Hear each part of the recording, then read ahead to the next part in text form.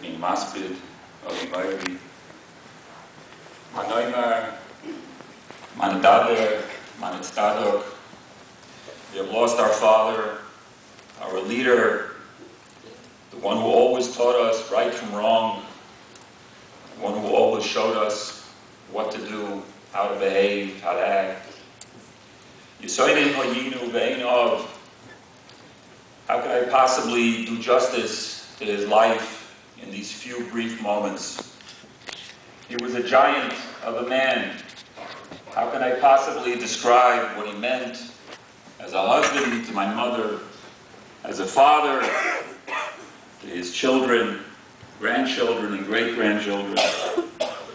How can I portray what he represented to this community, to the yeshivas, the kohelim, the shuls, and every Moised HaTorah? It's an impossible task. There is a void now that we cannot possibly fill. Last night, your seat was empty.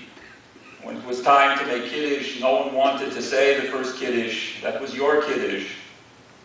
And later on in the Suda, we couldn't bring ourselves to sing the song that you learned from your father, the Yiddish song that you taught every child, every grandchild, the song that you sang every Friday night without fail.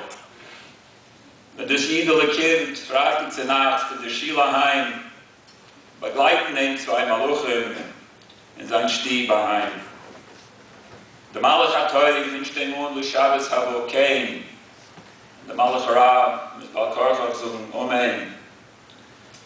Last Shabbos, you were in the hospital, and later this time, the Shabbos of Havokein was not Mekuyim. Meet and Lanu Tumurosai, there is no one to take your place now. The Gemara in Brachos tells us, Rabbi Lezer Cholash, when Rabbi Lezer was dying, his Rebbe, Rabbi Yochanan, came to be Mevakar Chayla. And when he saw Rabbi Lezer was in a dark room, Mora says, Gola, Lazare, Benofel Nahira, Rabbi Yochanan rolled up his sleeve and bared his arm, and the room was lit up from the radiance and the grandeur of Rabbi Yochanan. Seeing this, Rabbi Lezer then began to cry. And Rabbi Yochanan asked, why are you crying? Is it because you didn't learn enough Torah in this world? Or you didn't accumulate enough wealth in this world? And he said, no. He said, Lahai shufra de bali ba'ara bachina. I'm crying because such a beautiful person as you will also be destined one day to be swallowed up by the earth. And the question is, how could Rabbi Lezer say this to his Rebbe, who was still so vibrant and so full of life? And the Mefarshim explained that Rabbi Lezer, as a Talmud, was in a unique position to fully grasp the greatness of Rabbi Yochanan, and how he could never be replaced as a Rebbe, as a leader, as a manhig.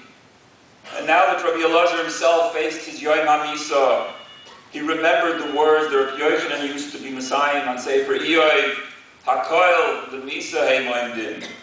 Even the great Rabbi Yochanan will eventually not be here, and so he cried bitter tears. We who knew my father, family and friends alike, are also uniquely able to grasp the depth of our loss.